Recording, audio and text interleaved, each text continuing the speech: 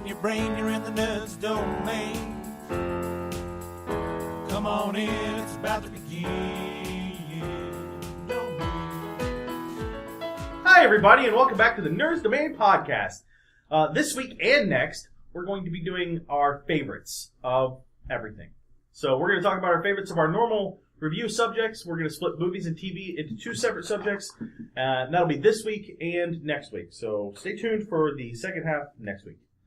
But this week, let's start with books. And we'll start with, we'll start by introducing people. I'm here with Johnny. Hello. Scott. Hi there. Jesse. Howdy. And Shirley. Hello. All right, let's start with books. John, do you want to go first? Sure. Now, is this our series allowed, or do I have to narrow it down? Yeah, series is fine. Okay, well then... Best of all time. Best of all time? To Johnny, yes. Yeah, to me, Wheel Time.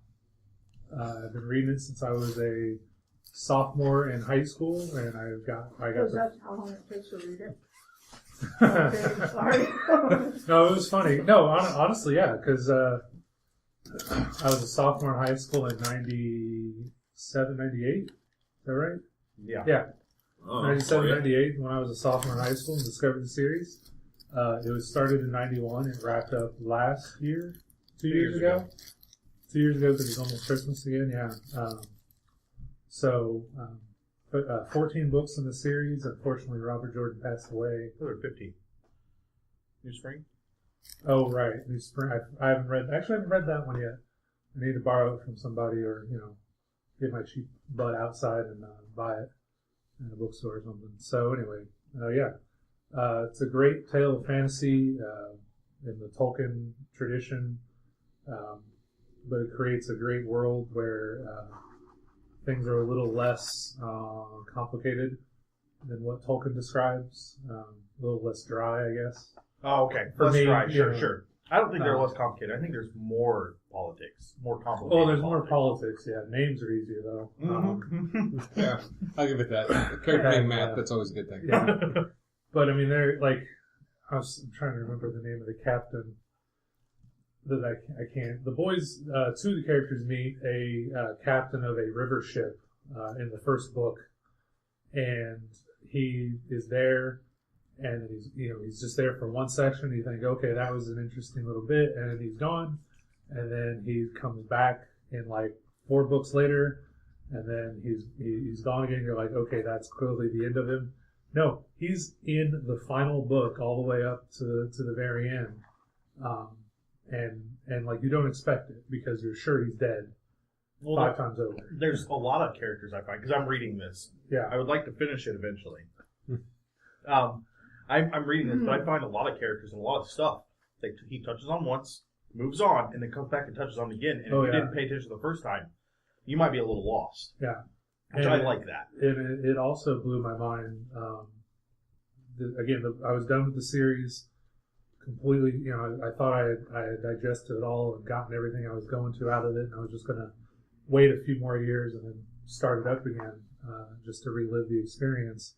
And then I was listening to a podcast, and somebody made an offhand comment that Robert Jordan was also a great lover of mythology, and the character of Matrim Coffin, his storyline parallels the legend of Odin of the Norse mythology, and I had my mind blown because I hadn't picked up on that. And actually, each of the 3 covers a different mythological character. The 3 main characters covers a different mythological character. And I had my mind blown by that, and now there's a whole other layer that I want to get back into the series and start over.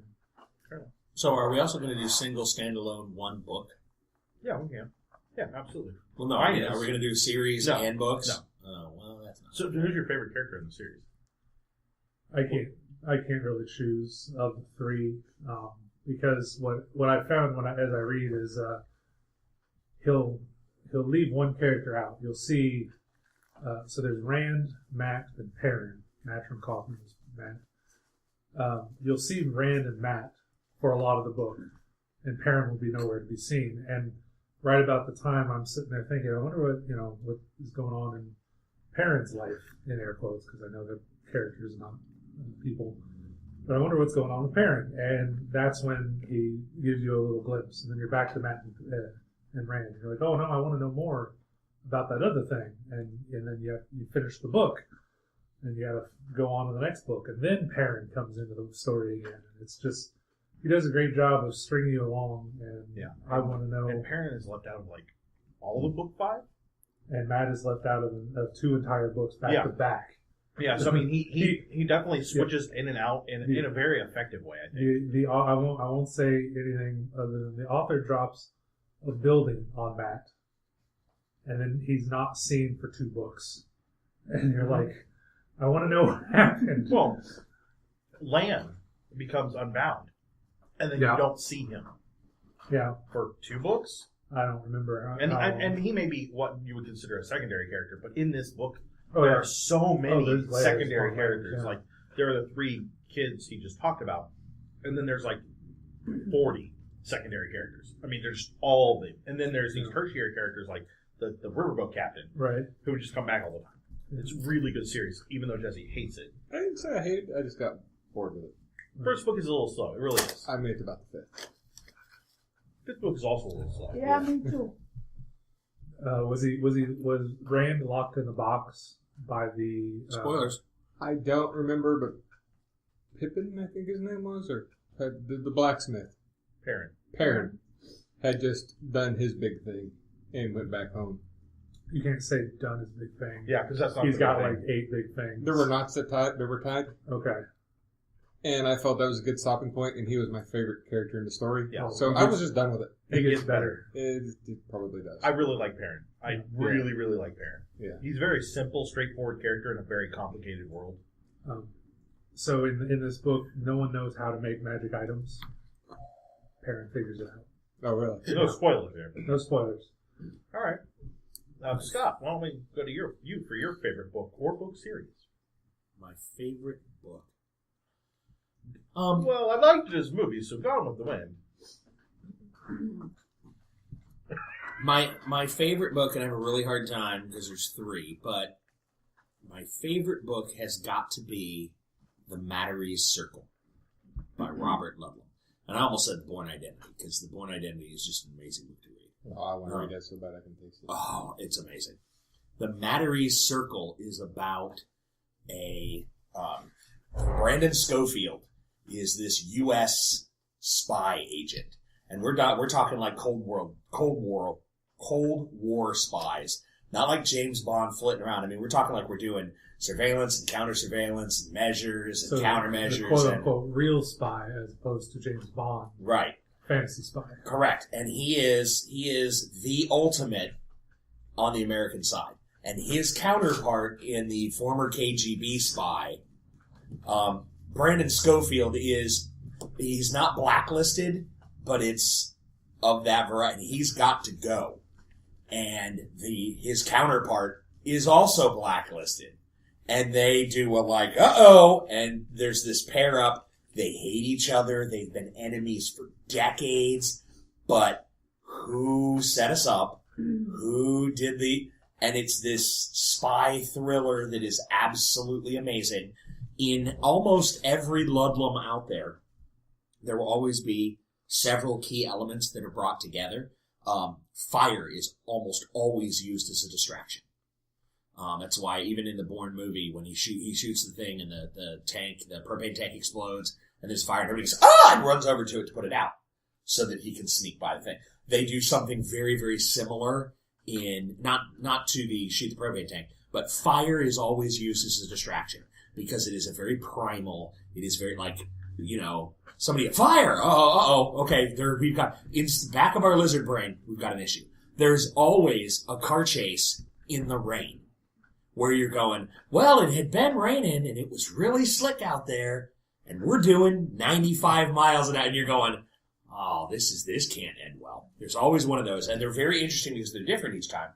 And Ludlum is a consummate researcher, to the point that he will visit the locations he is writing about, as in they came off of that terrace, jumped to the small convenience store next to it, kicked in the thing, ran down the street, and literally lost a guy in an alley, and stepped out on the street and said, well, in Pittsburgh, and he said, well, that was on the corner, and across the street was the thing, and the courthouse was right there, and he just tucked his hands in his pockets and walked across the street, and as he's explaining all the detail, it hit me, oh my God, I've been on that street corner. I know where he's talking about. And it's such the level of detail that you are immersed, and he does it with every city and locale that they visit. Like, he will go say, oh, well, you know, there's this hotel off the main strip that's like 2 blocks over here and 1 block up that he found and visited, and he'll describe, oh, well, the bakery was right across the street, and then there was that little noodle place right next to it, and you're going, I know what you're talking about! It's just an amazing, I mean, and when that gestalt comes together, and if you like spy flicks, or if you like action adventure, or if you like cliffhanging, like, turn the page, turn the page, turn the page! Mattery's Circle is one of the absolute best. And this book is all by itself, or is it part of a series? There's a Mattery's Circle 2, which not as good in my opinion, but it sort of picks up. There's this character in it called the Shepherd's Son, and we find out about the Shepherd in the second one. But tangentially, they don't all exist in the same universe, but there's sort of this broken, stacked, like, when these events happened in this book over here, you know that 2 months later, or, 6 months or a year after that, something tangentially is mentioned over here, so they might all be in the same universe. It's very, they're all spy genre type thing. Anything Ludlum writes is magnificent. You should read it. Okay, with the exception of like the Jason Bournes, Bourne Identity, Bourne Supremacy. Those are all the same character. Right. But they're like the brownstones in Georgetown that are visited by the secret agency that's hunting Jason Bourne are present in other books, although not folks from the same group. Like, they'll mention, people go, well, we met at the mall, like, between in Washington, between the Washington Monument and the President. Like, yeah, that exists, but there are more detailed locale of special behind the Black Ops stuff that are mentioned that don't always, one doesn't feed, and you can't go, oh yeah, well that's the time when this happened. But they're close enough that you get really, it becomes its own sort of universe without being, oh yeah, they mentioned that town, but they never visited, and now I get the story of that town. I mean, it's not that sort of, Greyhawk-ish, oh, I can fill in this part of the map because we finally had that, that book. So it's kind of the way that SVU is attached to Homicide on the Streets. Yeah, ish. Or that SVU is attached to Law and Order. Or occasionally they're like, oh, we're going to bring over Lenny Briscoe just because we can.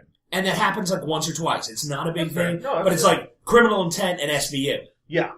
You're like, oh yeah. Across, it's just, they're both in New York. Right, and they're both, and you've got that like, oh, and that, Jack McCoy's over here doing his thing, and you don't ever see him, but like we watched the original and this was totally cool. It's that sort of thing. Right on, okay. And if you like Cold War spies, we all do, because I don't mean to be this way with the whole terrorist thing in the Middle East and all of that. I really wish we could go back to just, look, boys and girls, Russia on the map. See that big red area? That's the enemy. Yeah. We know where they are. They're the bad guys. Gosh, I sleep well at night. I mean, it was a simpler time. It was a simpler time, and I kind of want to go back to when we know who the bad guy is. Like, Das Vidania, comrade. The Reds, they're the bad guys. Yeah. There you have it. That's funny that you mentioned that because I don't know what started the thought process, but like the past 7 days, like literally the past 7 days, I think I've thought that like 3 times. Yeah. People like, and my parents, we were talking about it too, and they're like, yeah, remember the Cuban Missile Crisis and the Cold War thing? Man, tensions were high. We were all afraid. Yeah. And it was, and then people were going to bomb shelters, and then that stopped, and the boats turned around, and then they were like, yeah, but we sort of wish we could go back to something like that. Yeah. Like, wait, what? But yeah, simpler times. We knew who the Russians were the enemy, and there you go. It wasn't, well, could be anybody coming across your border, and anyone with a plane might just, wait, whoa, that's frightening. Let's go back to Russians. Let's go back to Russians. Let's go back to Hitler. Go ahead, Jesse. All right. Whoa. Whoa. Go ahead, Jesse. This book, I have loved it, I have hated it, but it is probably the best one I've ever read. It's The Cat Who Walks Through Walls Yes! by Heinlein. Sorry. Yeah, I apologize. I just blew that out. Yeah. Absolutely. Have you read it? That was one of my top 3. Oh, was it? Yeah. It left me in a bad place. The whole start of it is this kind of gritty noir space detective story, and I love noir detective stories. Oh, yeah. And then halfway through, he gets caught up in something much, much grander. Mm-hmm. And it's Heinlein's take on the fact of authors just kind of leaving loose ends. He meets up with the secondary characters of almost every Heinlein book ever made. There's a cross, and it's amazing. It is. And because if you have a favorite Heinlein, this guy's going to run into him. And you're just like, Absolutely. And I was at work on break when I was reading the last chapter of it, and the only way I could describe this to anybody who has not read a Heinlein book would be to, if you was reading something like the Harry Potter series, and the last fight with Voldemort's going great, no, everything's fine, and then like the last 5 pages, half the people just die.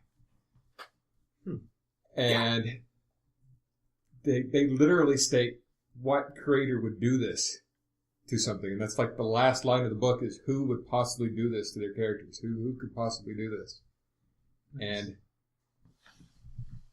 I regret it now, but I threw the book away. And because it evokes that much of an emotional response. It physically hurt me. It's the first time I think I've ever cried in public, including funerals. Yeah, because everybody's like, "Oh, Game of Thrones, J.R.R. Martin, he's the guy that just kill off your favorite character. Yeah. He's the first person that's ever done that." Wrong. Yeah, these guys had one. It was over. It was almost like it was in the epilogue that it happened. Yeah.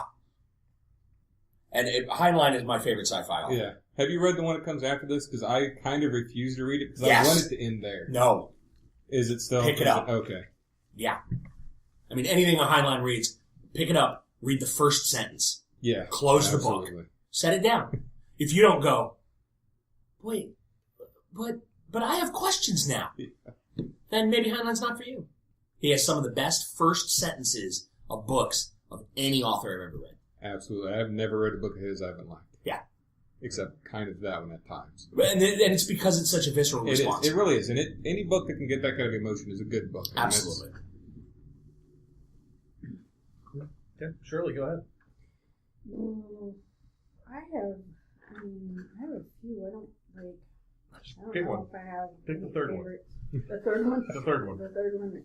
The third one would be the Interview with a Vampire series by Anne Rice.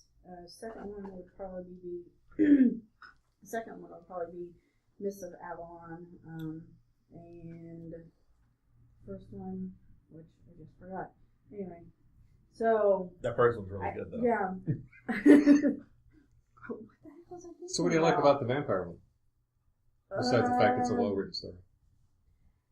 Well, the whole series of books are well-written stories. You get such in-depth, like the imagery you're talking about from Robert Ludlum. She's just amazing with the imagery. You feel like you're in New Orleans. You feel like, you're on the island that Lestat gets taken to. The depth of emotion that they talk about when the characters are in the scenes, you feel like you're there and you feel those emotions. As far as Mists of Avalon and that series goes, I love the fantasy aspect to it, and I love that take on the Legend of Camelot. Yeah. So Yeah, King Arthur's another one of my favorites. Yeah. So Yeah, get Johnny a little drunk. You'll talk about it Perfect. for hours. I will. Yeah. But it's Mists of Avalon is sort of a feminist viewpoint of the whole story, taking. I mean, depending on which translations or which editions you read, the stories of Arthur can be very frivolous or very deep, but the Mists of Avalon take it in another viewpoint, and it's tragic because Morgane knew she had to do what she had to do, and right. Certain people were going to view that as evil, but if she didn't do it, things wouldn't happen. So it was. And I feel like for me, that kind of opened up my viewpoints a little bit on religion as and how I felt in my heart and what I felt while I was growing up, because it allowed me to be like, oh, hey, there is this different viewpoint on, and it's literally what side of the line you're on. Are you on the side that believes in a patriarchal God, or are you on the side that believes in something else? And of course, they were talking about the goddess, but it kind of opened up like, oh, there could be this like universal consciousness, and it doesn't have to be like, I don't have to be some certain thing. And I still can't remember the first book. Sorry. So I'll interrupt you later. That's cool. You always do. I'm really tempted to say that the wow. See? You should have written it down. Got it. I got it. Okay, I got it now. I wrote mine down. The wearing the cape series by the author who we really appreciate, Marion Harmon. Thank you. I really appreciate that. I want to say his is, but honestly, I want to see where it goes. I think it'll grow into being my favorite, but it's not quite there yet. There's not enough story there. I'm not going to say it's the deepest story, but it's a very fun take on a world of superheroes that I haven't seen before. Plus, getting to talk to the author and actually having him like comment on our website and being friendly, that kind of stuff, just makes the book feel a little more personal to me. So I'm going to set that aside, though, and I'm going to go with Giver, which is just, it is written for The Giver. It's written for a younger audience. You're looking all confused, John. Is that the movie coming out? Yeah. Oh, I don't want to know about that movie. I read a review about it that just told me it was terrible. Okay. So The Giver savage. is set in this post-apocalyptic world where everyone is taking pills to kill their emotions and their memories. So they don't remember the history of the world. They don't know anything about it. They don't feel pain. They don't feel jealousy. Is that the one where they don't see color? They don't see color. They don't have when you turn 13, you are assigned a job. So there are birthers. There are women who just birth children. That's all they do. What? Yeah. That's creepy. And so everyone's assigned a job, and so the main character isn't given a job there until the end. He should have been like they go by exact birth date, so he should have been like 8th, and instead he was like the 15th kid. So they give him the job of receiver. He becomes the receiver of memories, the receiver of emotions, the receiver of color. And to do that, he has to spend time with the Giver, who was the previous receiver of the town, but he's becoming too old and has to retire. So he knows all of the pain and all of the emotion and all of the memory and the history that this town has gone through. And he's kind of like a town elder that no one really talks to unless they really need some help with something. And so this 13-year-old kid goes through this emotional experience of gaining everyone's emotions, including his family's, like the girl that he's close to but not in love with because they don't feel that. Like, on and on and on. And eventually he goes, you know what? This is crazy. What happens if I leave? And the Giver's like, whoa, can't leave. If you leave, all of those emotions will go back and it'll cause chaos. But I'll help you leave. So he helps the kid run with this baby that he found.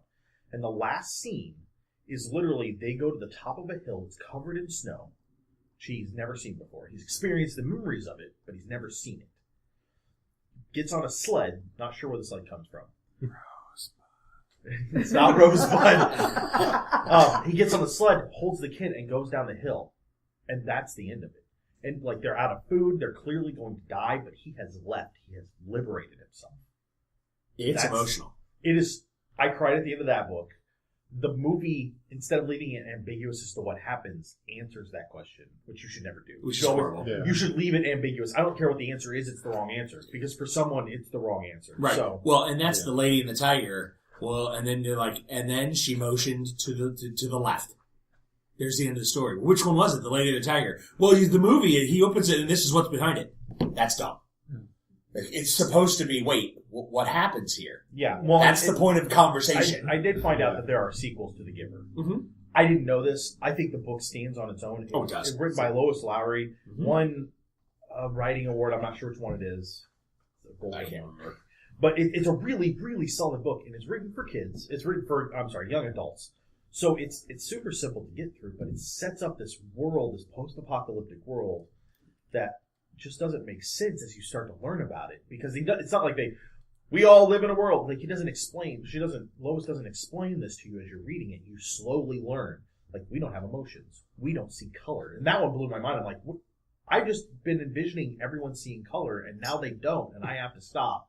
Right, and that was one of the kickers, because they've got this scene where the kid stops in his tracks because you can see this rose. Mm-hmm. You're like, okay, it's a rose. But it's this vibrant red against a background of black and white. Yeah. And you're like, wait, what? And he goes back to the giver and he's like, oh, what's going on? There's something wrong here. And he goes, oh, that's color. You're seeing that for the first time, aren't you? It's a little bit of a shock. I understand that. And he's like, what's color? I don't understand. Yeah. And so they have to go through all of these, like... And you continue to revise, like, oh, so nobody sees color? Like, hold on, I gotta revise the way... And they build this society in those layers of, as he experiences or discovers something new that we take for granted, we realize the rest of the town doesn't have that. And you're going like, I don't want to live here. Like this, yeah, you're like, this is a perfect society. What do you mean they don't have emotions? This is the perfect society. What do you mean they don't have color? They've never sledded? They don't get snow? This place sucks. Yeah, and by the end of the movie, you're just like, and run! And at the end of the book, like, he's leaving and you're like, go, yeah. Like, you know he's going to die of exposure or hunger or something. And you're like, go, do it, go. It's a really, really good book. So and it's such a simple book, too, that you can read it real quick. So I'm just curious, because the concept of not seeing color is, I'm having trouble, like, with that idea. As an artist, yeah. Have you seen Pleasantville? Welcome to Yeah, Pleasantville. but Pleasantville is different because they go from color to black and white back to color. Yeah. So had they opened with black and white, it might have been more impactful. But that's a whole thing.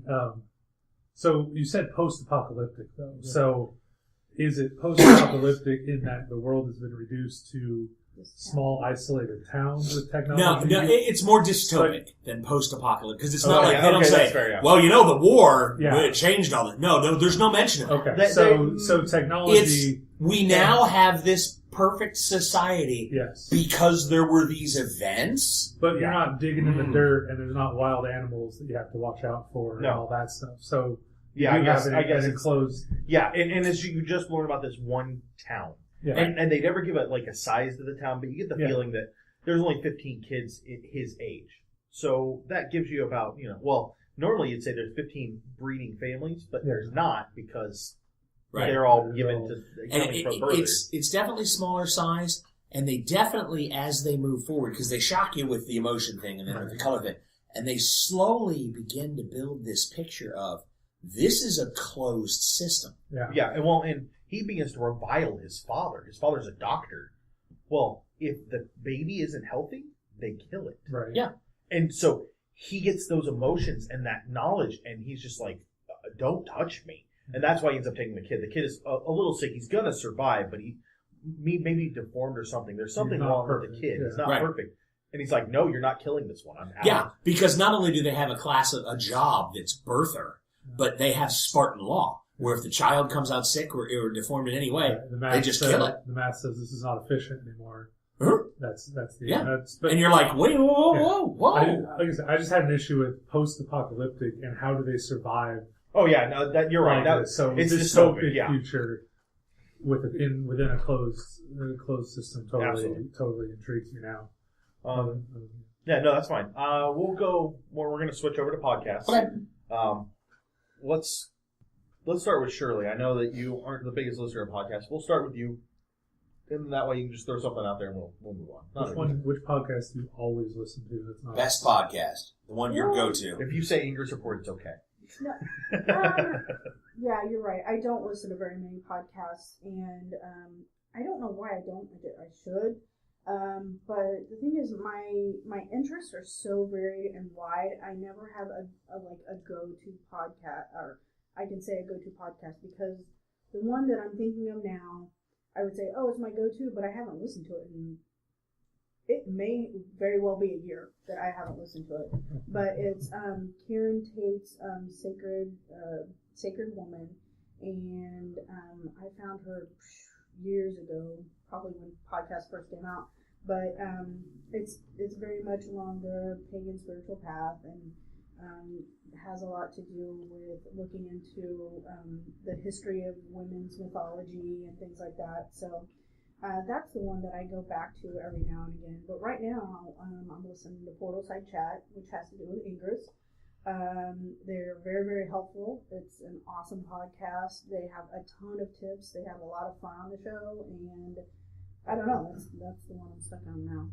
With Portal Side Chats, because I've listened to that, it is clearly fans of Ingress talking about Ingress. Yeah. It's not like Google came in and did this. No. It's like, we really like this. We should do a podcast. And so they're really passionate about it. So that's positive. Yeah, I only have one slight thing I don't like, but it's just the fact it's not long enough. I mean, it's like 15-minute bursts, and I really wish there's some that that are- See, and I was thinking about suggesting in the Gaming with Scott, since I'm doing English now, The that thing is, to do like the Indie Resistance channel or something Yeah. along those Oh, yeah. lines. we definitely could do that, Yeah. and then talk to And meet up with groups and then, live podcast them there and put it together and put it out. Yeah. Cool.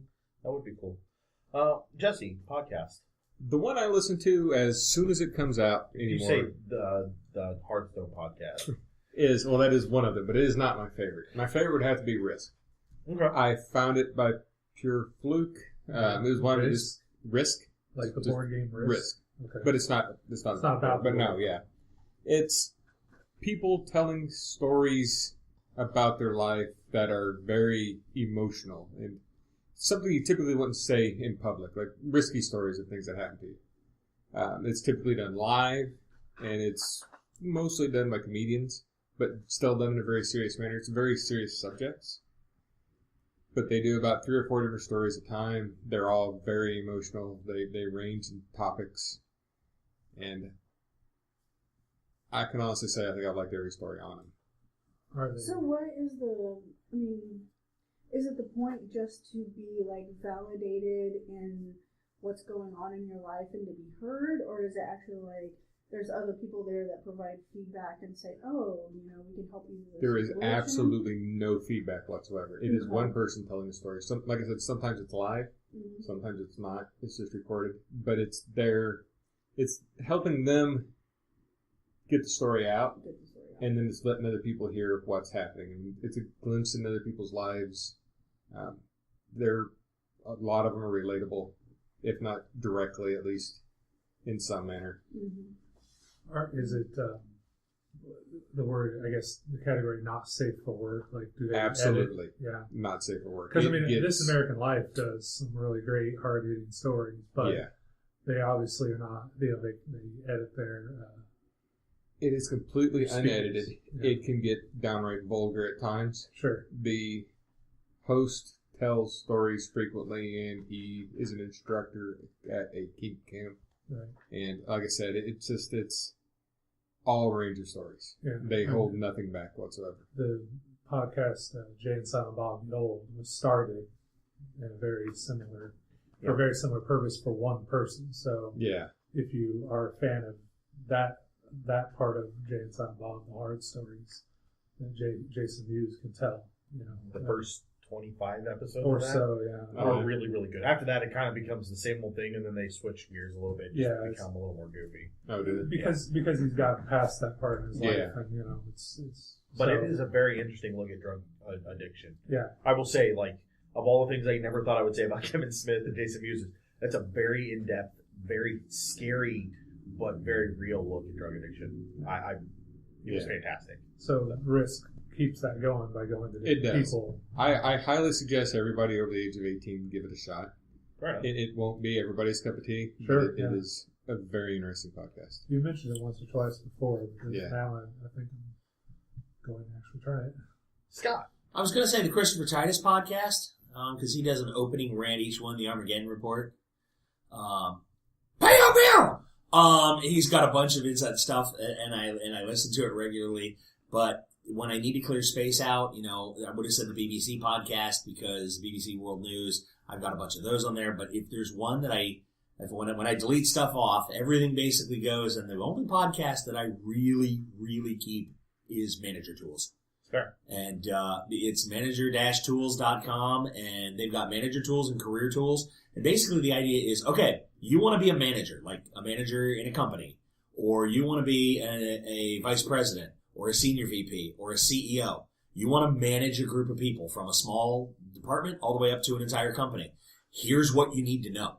Here's the things you need to do. You need to learn how to delegate. You need to learn how to, delegate to the floor if you need to. You need to know how to do a one-on-one. You need to know what the Trinity is, how to give feedback, how to give employee reviews. And by listening to these things, there are things that if you've worked in a corporate environment before, that your manager has done to you, and I say done to you because that's how it has happened in that viewpoint where you're like, man, my manager's such a jerk, and I don't know why he treated me like that.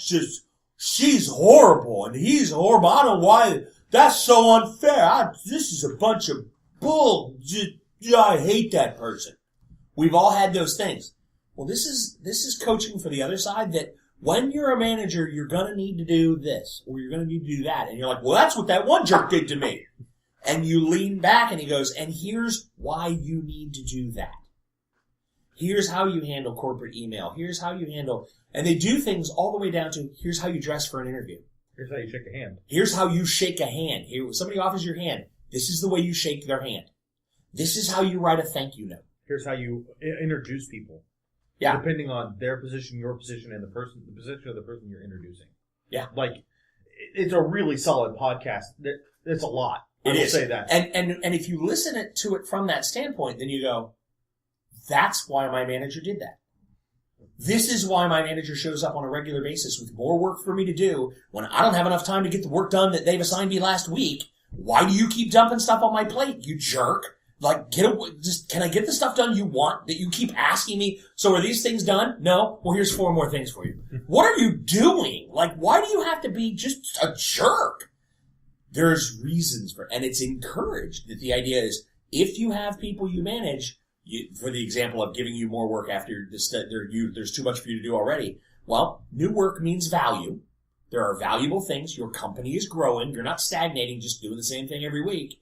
And new work forces you to look at the work you don't have, that you're not getting it all done. You're not finishing your work on Monday and going, well, I'm on my way to the car. Gosh, I hope I get some new work on Tuesday because I've got nothing to do. That never happens. There's always more stuff to do than you can fit in a day. So you're already making the decision, okay, I've got 5 things, I can only get 4 done today. You're already making the decision that 5th thing won't get done. You're already doing that, whether you know you're doing it or not. So when your manager comes with 2 more things, it forces you to look at the 4 things you are doing and go, are they more valuable than these 2 new things? If they're not, stop doing that and do one of these that's more valuable. It's those type of things that really give you a view into what your manager does and why they're a jerk, and why it makes sense. It's a really good podcast. John? On a much lighter note, my choice for a favorite podcast is a gaming podcast that has been pretty regular, and I actually wrote a review for it on our site very early on. It's called Fandible. You've probably heard me mention it before in several What You Doings. But these guys are basically doing the podcast that I really would like to be doing. I love masks and all the other things we do here at Nerds Domain. And when we manage to squeeze in, 10 more minutes of my time, a Fandible style podcast where they just play the game that they're interested in. Look for those in June from Nerds Domain. Or is that the That's the timetable? plan. Excellent. I hope I get to participate. That'd be nice, wouldn't it? Yeah.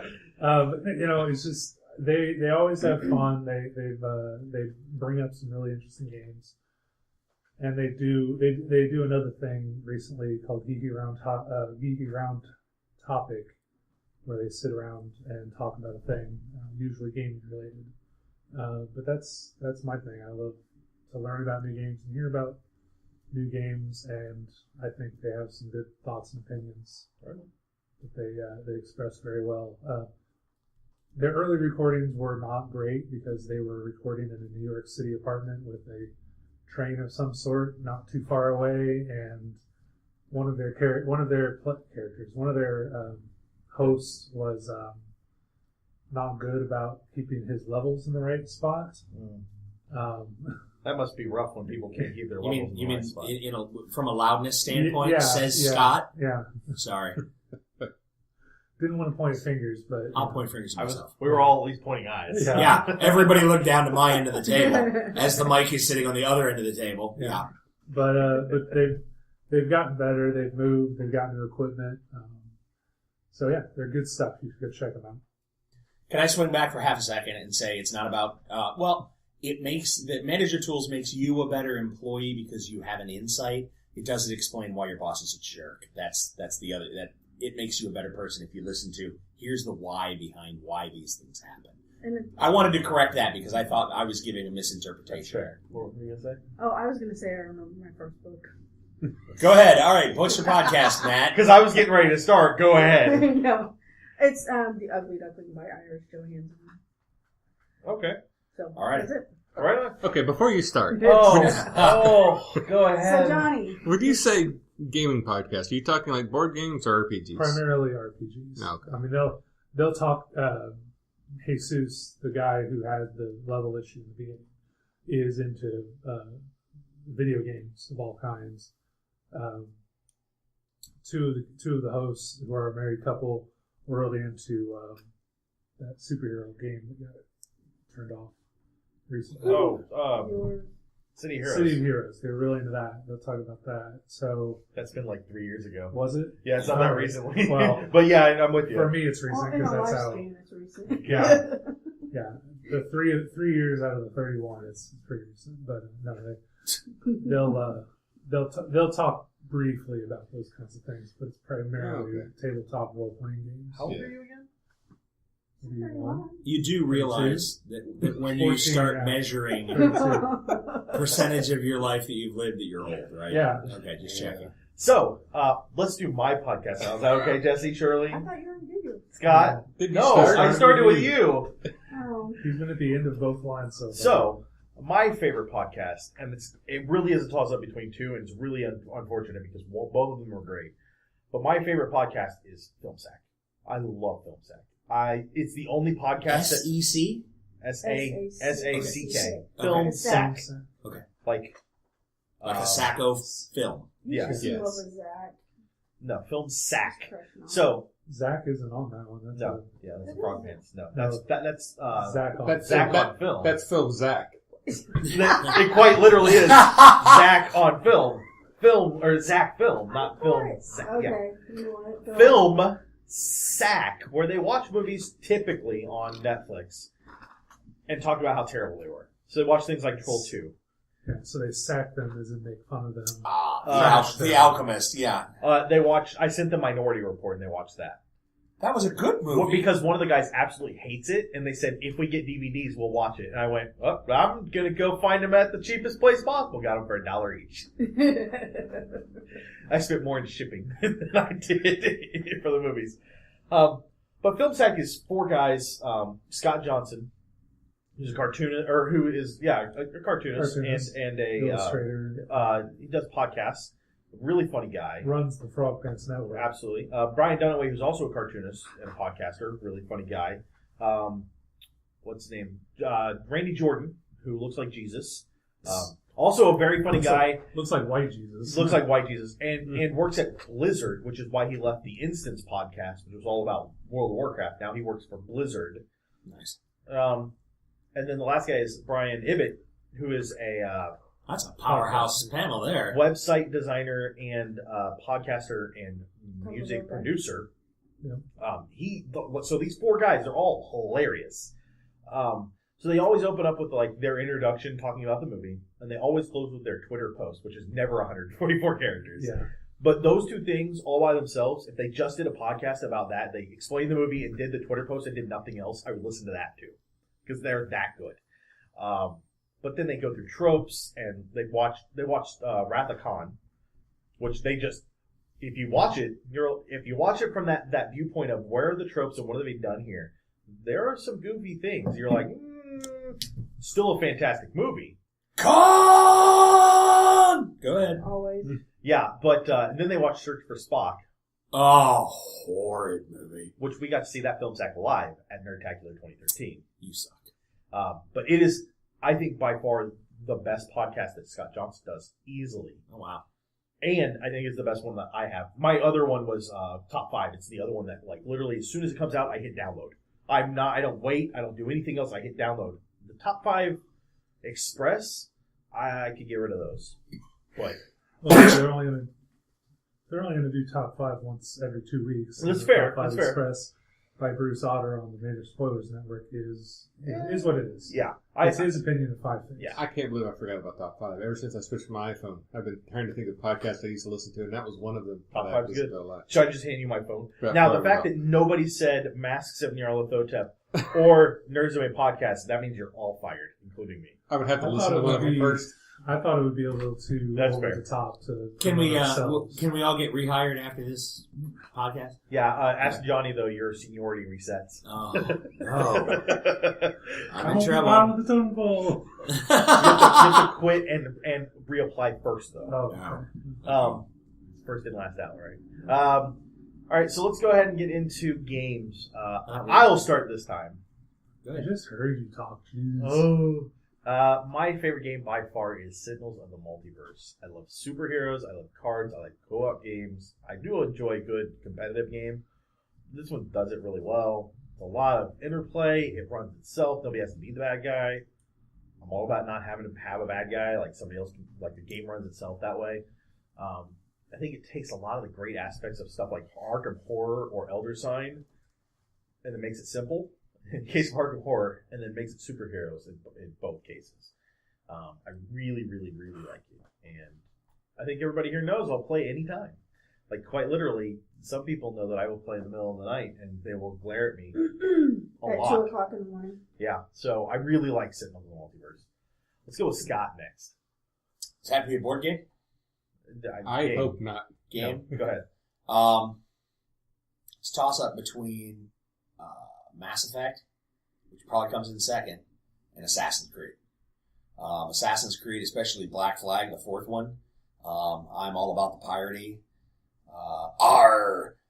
Assassin's Creed was amazing. I got the collector's pre-order, threw it in the Xbox, fired it up. My wife did not have her glasses on and was standing in the kitchen and looked through the dining room and looked in and went, "Is that a live-action opening?"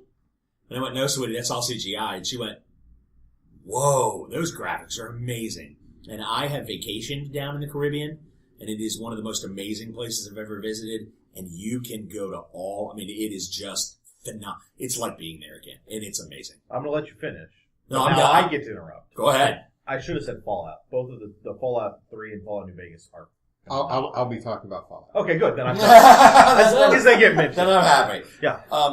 So it's really like being there, and it is flawless entry. There's the ship aspect of it where you're piloting the Jackdaw, which is your giant pirate ship, and then there's the caves and locales that you can visit on the different islands, and then there's the story, and you literally seamlessly move from game mode to game mode with no break in the action. Right. It is really, really some of the best video game play that I have ever played. And when you're done with Assassin's Creed 2, which is, I haven't played the very first one. I hear bad things about the control system. There's some iffy stuff, and then you get stuck in glitches. And then, and things like that. So I had it suggested to me to start with Assassin's Creed 2 with Ezio, and that was amazing. And it just went forward from there. And 2, Revelations and Brotherhood bring the story of the person that you are outside of the Animus. Is just, you lay down and it's your genetic memory that you relive memories from your past generations. So that's why this person in the hoodie can wander around, get into this machine, and now you're back in Rome. Or you're back in 1775, 1715 with piratey. You're back in, these former lives, and you have to relive this to find, okay, well, the secrety thing we need to find was buried somewhere, but we don't know where. So relive this life until you find out where it was so that we can take that secret and go to that island and dig it up today. Because it was lost in time. Yep. And it's really just phenomenal. Hours and hours and hours of play. And you should know, because I let you borrow Assassin's Creed 2 recently, and you put in some time from what I understand. Yeah. I have quit playing. I just don't have time right now. But it's good. Well, and it's one of those games, to speak to that point, it's one of those games that you can put down because you played 29 hours straight, and then you go 3-4 weeks, and you're like, okay, and you come back to it, you pick up the controller, and you're like, oh yeah, and you're right back in it. Yeah. John. Well, the game I finally decided on for my favorite game is a game I've never actually played. All right. Which might be cheating, but it's just the desire to play it is so immense right now. I want to play Fate, the RPG. Mm-hmm. It's an amazingly simple system that you can turn into whatever you want it to be. Somebody posted online, I read somewhere that they wanted a Magic the Gathering type game, and they try to use D&D and other fantasy games to recreate the feel of Magic the Gathering, and it didn't work. So I created my version of a Magic the Gathering role-playing game using the Fate system, which I'm personally pretty proud of and pretty excited about trying out someday. I don't know when that'll be, but maybe in June or after June. Hopefully before June. Have you guys played Fate before? I have not. Fate's really, really nice in that you pick one attribute or one skill, you have both, at +4.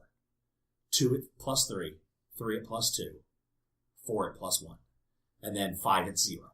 And the idea is, if you're in a contested role, whoever gets the highest plus, if you get, you're going against me and I draw and I get an 8 and you get a 6, okay, you take your 6 away from my 8, I got a 2. So 0 is, well, we both punched at each other and punched our fists together and nobody really hit anybody. The +1 on my end versus +1 on your end, now we're talking degrees of success. Mm-hmm. And it's really, really interesting in that I can try to do something static against the environment where, okay, I did my draw or I did my roll, and you get either +1 on each die, 0 on each die, or -1 on each die, and then you add them up. And then you add your, if it's my 4 skill, I start at 4. Then I die roll and modify it accordingly. But you can fail at something and then take a negative to succeed. Yep. You're like, I'm going to try to snatch that off of the train that's going by. I see somebody's got a bag that I want, so I'm going to reach out and I'm going to grab it. Well, I failed. But I can succeed if I take the aspect broken arm. Like, I reached out and grabbed it, but yoink! Okay, well, now for the rest of the scenario that I'm in, my right arm was broken. And rather than having physical hit points and sanity and all these things to kind of balance, you just take a general, they call them consequences and I forgot the other word. Disadvantages. No. Anyway, there's there's 2 categories. Basically, you mark them off. Your choice every time. You mark off. Oh, the 3 boxes at the bottom. So you mark off whatever you want to mark off up until the point where you've marked it all off, and that's when your character's out of the scene or out of the game, depending on the exact scenario going on. Because if you're on, you're trying to disarm the bomb and you fail, you can say I die, or you can just say I blown out a window. Yeah, come out with a concussion, and so you can change the story to fit the scenario in a much better way. Well, I won't say better because I won't pass judgment on any other game because everybody's game got their game. But for me, it's a better system than what do 15 hit points mean? Okay, I'm level 15. Why does a die roll of a 10? Why is that a failure? I'm this awesome of a character, In D&D, you have those questions. Why is a 15 a failure in this scenario? In Fate, you have a +6, but it's still, or a 0. Why is it a failure? Oh, because this happened. Those what happened goes into the story, and everyone has to use that. Whereas the GM is just deciding things in D&D most of the time. So, Right. Or you got a character that takes 108 hit points of damage, and they've got 216 total, and they're like, and I've had this. I hop up and I go over and do this thing. You took 108 points of damage. Are you kidding me? I mean, that's just, do you realize what just happened to you? Well, but that's only half. Like, okay, no, that's one of the nice things, and I'm wrapping this up here in just a second. Another nice thing is, one of the things that I saw put in is, okay, the 5 of us are sitting in the room when the ninja sneaks in. Make your perception roll. Okay, 3 of us failed. We're in a well-lit room, and a guy in full black thing climbed through a window. Describe to me why you failed. What were you looking? What were you doing that you missed it? Were you looking at your phone? Were you staring at the girl across the room? How did you fail this perception check? And it creates a better story that way. Okay, cool. Jesse, why don't you tell us your favorite game? All right. I'm going to cheat. Don't worry, listeners. I'm going to cheat next week also. But that's so much better. Hurry up and cheat. I'm going to... The entire Fallout series Okay. as a whole is just absolutely phenomenal. The first game I can remember playing that had an actual storyline besides squishing turtles was Fallout.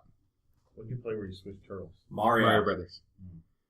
Those aren't turtles, those are Koopas. And one of the things I remember, I was in my early teens, and for some reason I found it hilarious. As soon as you get out of this vault, the first thing the person offers you is an iguana on a stick to eat. That's their food source. It's absolutely hilarious. I ate every one of them I could across. And then, like, the third mission you go into a doctor's office. There's a note stating he needs to go meet with the iguana merchant. And I thought, that's kind of weird.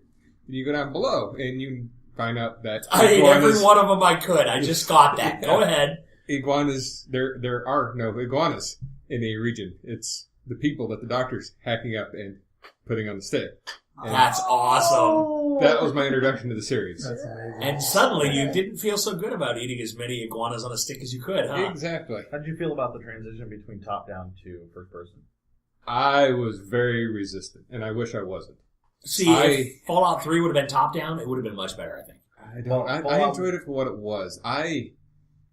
I wish I got the collector's edition. I didn't because I hate first-person shooters with a passion. I have no skill at them. I can't hit the broadside of a barn. But the game doesn't require that. Exactly. See, that's what saves me. You can still play the game based on percentages, and it worked. You can be absolutely the worst first-person shooter ever in the game. Yeah. And still play this game. But if you're a Halo player, you're not. Yeah. And every Fallout game has left me with memories. Fallout 3... there's a town called Old Onley that is full of these big giant monsters called Deathclaws. And apparently there's this sewer system that's exposed. And I seen one, panicked, backed up, fell into it. I had like 12 shotgun shells left and was almost out of ammunition. And there's no way out of it. Well, apparently you can fast travel if there's no monsters around. But there was a monster around somewhere. So I walked in the door, and there was one of these giant Deathclaws. So I walked back out, tried fast travel, there was still a monster around. So I had to fight my way through an entire sewer full of these things. And I think I fired my last round of rifle shells into the last one before I opened the door and got out. Nice. Yeah, it's a rough game. I mean, it's a really good game, but it's post-apocalyptic. Yeah. It is actually post-apocalyptic. Yeah, not just me saying it. I've played one Yeah. Fallout, and I have, again, I played it for like 20 minutes at most, and I still have vivid memories. Yeah. It was done in a Baldur's Gate third-person view. I sat down at I want to say PlayStation or Xbox, and my buddy was like, you want to pick this guy because he's got the best guns starting out, blah, blah, blah. And I knew I was only going to play for 20 minutes or so. So like, no, I want to be the pseudo-zombie guy with the metal jaw that's been replaced who doesn't get guns. And he's like, you're going to die. It's like, it doesn't matter. I'm going to punch everything. And I was just running around punching things with my brass knuckles. It was amazing. That would have been Tactics. Tactics? Yeah, There you go. I never knew what it was called. I just knew Fallout was in the name. Yeah. Fallout New Vegas, I have put... Steam keeps track of your hours played. I put like 320 hours into that game, and that's the longest I've played any single game. When I played through Fallout New Vegas with all of its DLC, I put in 127 hours. And that was after I went, you know what, I'm done doing side quests. Let's just go ahead and get through the story because I haven't finished this one. And there are so many They side do quests. so good on development. So the clear bad guys from the start in Fallout New Vegas is the Legion. But if you start playing Legion, you start listening to them, they have a good reason for what they're doing. Yeah. They feel they're doing the right thing, and they're doing it the right way. The only way they can do it in that world. Nice. But those are the best villains. It is. I feel like Absolutely. they're trying to do good from their viewpoint. Those Yeah. are the best ones. Amendment. Best game of all time, Final Fantasy VII. If we're talking about hours, I took the week off work and put 90 hours in on disc 1 in the first week. Go ahead. Yeah, that is a good game. Yeah. Moving on. Terrible game. We talked about you brought up hours spent. Yeah. Shirley, would you like to go ahead and go? Do we have any time left? Yes, we do. Go on. Okay, because I was wondering. I know, about it's that. as though Scott wouldn't quit talking. No, it Wow. was that. It wasn't as if. I Go think ahead. games for me, like, I was brought up on Risk. That's what we played every holiday. So, if I have a go-to game, that would be it. But since I met you 5 years ago, you've introduced me to so many games that if I had a game to pick to play on a deserted island for the rest of my life, it would probably be Lords of Waterdeep. Ooh, good call. Good game. With the expansions, right? Maybe not that expansion. No. That expansion is crazy. Which expansion? The two, Yeah. the Undermountain and Skullport. So both expansions. Do we have Underground? They're both in that box. They're two separate expansions. Oh, because the only one I remember playing with is Skullport. Every time we play with both. Okay, Skullport is crazy. So with Risk, are you a South America, Australia, or Asia player? I am Asia. I'm a Europe player. Yeah. Oh, Really? Why? I mean, Two reasons. You both have notice that you both went, what? No one ever goes for to Europe. because So it it's gets so left to tiny. itself. It's worth 5. It's easier to hold than North America because for some reason Americans have a thing about taking North America from you. So you just sit in Europe and then you take Africa, you hit South America, and you've won by then. maybe. I'm an Australian player myself. All right. I want to hole up, and you're not getting to me. See, I like South America. I play the people at the table. I don't play. Johnny's like, whatever. No, no, not that's fair. whatever. I play the people at the table. Couple I know of Matt's things- a Europe player, so I take Eastern Asia or Western Yeah. Asia. So That's where I hole up because then I can Right. spread out. Spread out. So, exactly. a That's couple- exactly how I play a couple it. of years ago at Thanksgiving, Shirley says, "Let's play some Okay. Risk." And let me just Her tell you, and I'm her going, two sons there's a and me. caveat to this. We had not been dating very long at that time, Yeah, or a year hadn't and a been half. like competitively gaming. I'm an Edgewiki, and competition is in our blood. She got the Nesquik blood. So my sons are like, we're gonna No. take this guy No. down. So Christopher's like, "Okay, we can play," and I was like, "We're gonna play hardcore." And I'm like, "What? I mean, like, Hard- get in your face. Hardcore? Yeah, we're playing hardcore. Are you sure you want to play hardcore? Yeah." And Okay, we played guys. pretty hardcore. 5 turns later, game was over. I won. Yeah, 30 minutes. I've never played Nice. such a short Risk game. I in my whole I entire literally life. have turn pictures, or I had turn pictures from It's that. ridiculous. It went. Matt wiped the. The thing is, everything they was- got into the classic mistake of a Never land war in started a Asia. land war in Asia. And the 3 of them were just fighting there, and I went, Europe is mine, Africa is mine, South America is mine. I'm just gonna wipe you guys. Yeah. It was ridiculous. And, like, the It's thing is, like, that's one of the first 3 interactions my oldest son had with Matt. He hasn't hardly ever come around after that. That's not my fault. You cannot blame it on. I came I'm like, home one time What? from being out, and her family was over, and literally her dad and brother are pacing on each side of the table Yeah. with the wrist board between them, just Yeah. pacing back and forth. Just pacing back and forth. It was so intense. It was the worst, most intense feeling ever. And that's what Risk is like in my family. All right, well, that'll do us tonight for the Nerds Domain podcast. Check back next week where we will talk about apps, movies, and TV. And we'll you can find us on Facebook and Twitter. You can go over to Patreon and support us there. Sign up for our newsletter on our website, and you can find us over at /Luke. We'll talk to you guys real soon. This has been a production of the Omega Nerds Network, the network where it's on.